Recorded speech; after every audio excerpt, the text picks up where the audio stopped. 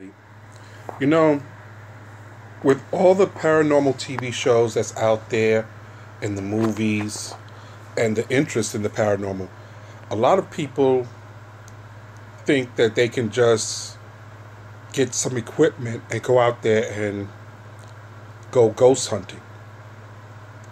So I've decided to do a series of videos based on my own experience as someone who went in as a ghost hunter and became a paranormal investigator in some respects.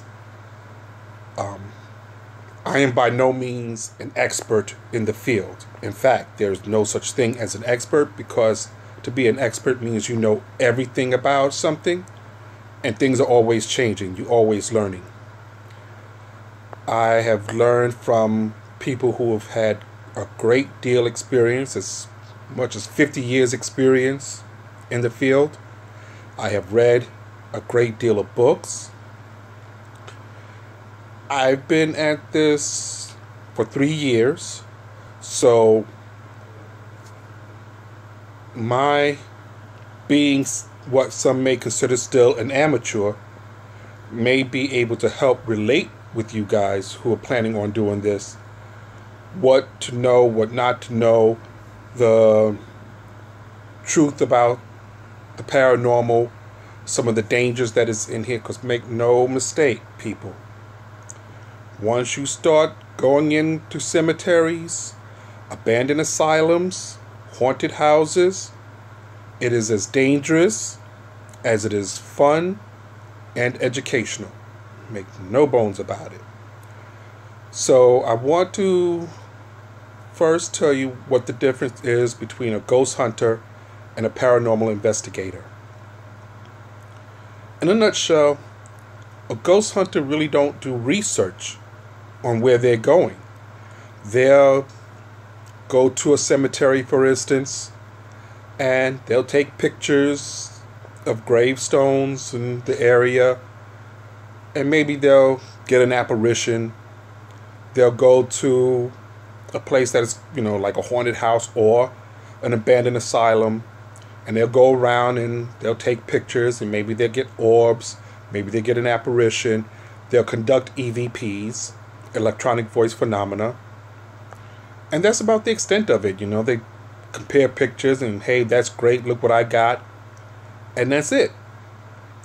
A paranormal investigator, on the other hand, these are the ones who, when the person happens to be dealing with paranormal activity in their home, when they're going to do a investigation of an abandoned prison that is said to be haunted, they're doing research on this. They know when the prison was built. They have an idea of who was the inmates in there. They have an idea as to whether someone hanged themselves and therefore they're haunting a particular jail cell or hospital ward. When they're dealing with a client, they ask the client a series of questions, including whether they did drugs or whether there's mental illness, and they get information regarding the house, the land. They get as much information as they can. And then they go in with their equipment and they try to contact the energies that is affecting the place, be it good, bad, or demonic. It could be a person who in life was very mean, and when they died, that negative energy stayed in the house. So they try to get information on that. And in a lot of cases, they also try to offer a resolution. So you might find them suggesting saging to the person, doing a house cleansing. If it's a stronger spirit, they may consider going to a priest, calling a demonologist, any number of things. So that's the difference between a ghost hunter and a paranormal investigator. There's also a difference between ghosts and spirits. Ghosts are largely, they don't interact with people. their loop. They replay a certain scene that went on in their life over and over again. And an example of that would be here in the U.S., among other places as well, but we have several haunted places. But the one that basically comes to everyone's mind is Gettysburg, where the Civil War was. One of the battles, it was the bloodiest battle during the Civil War, and thousands of soldiers have lost their lives on both sides. Now, people go to Gettysburg as a tourist spot, and they go to get the history, and some of them even have investigations there. They did their research. Some people have family members that fought in the Civil War, and they try to contact them. Sometimes the tourists will see the apparitions. I want to say. I want to be careful with the words I use, because I don't want to confuse anybody or give anybody the wrong impression. So, some people will see apparition of soldiers walking across the field, maybe having a battle with their enemy, with the Confederate the Confederate or the Union. They'll hear horses, they can hear gunshots. So they'll hear these things. And not once will these soldiers interact with a human, with the living. They just go on doing what they did in life, they're doing in death. That's a ghost. Spirits, on the other hand, are very interactive. They're the ones who you will hear their voices come through a spirit box. They will move things. So you will see things move on their own. They will throw things. They can be potentially dangerous. They're the ones who, you heard me mention earlier about a man who was very evil and bad in life. Well, this person ghosts,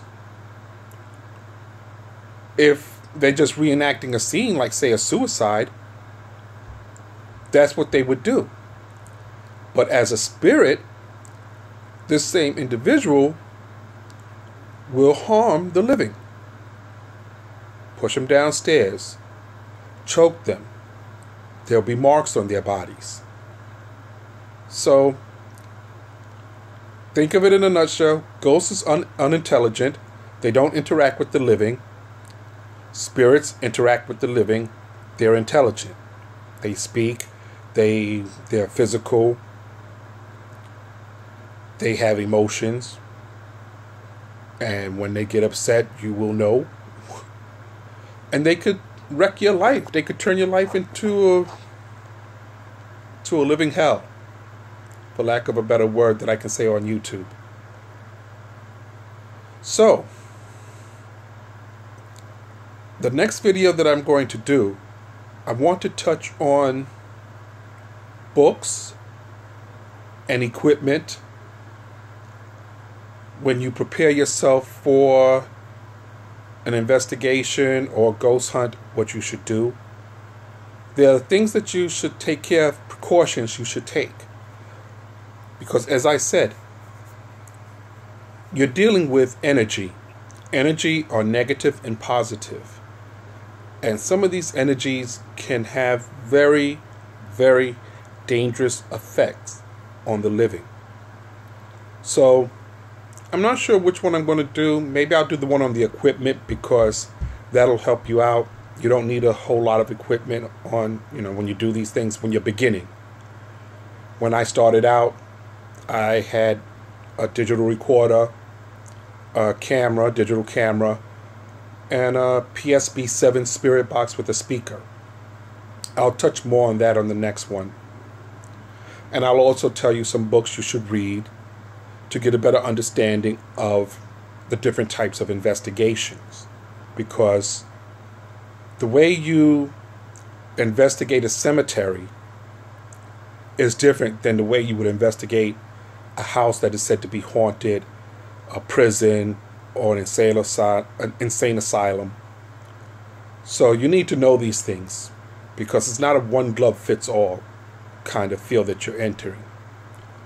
And I want to also inform you of some of the dangers that can happen and how important it is to raise your energy, your frequency, your vibration. And as you get into this, make sure that you have the right teachers and things like that. So, until my next video, I want everyone to take care, be positive, and love, light, and blessings to you all. Goodbye.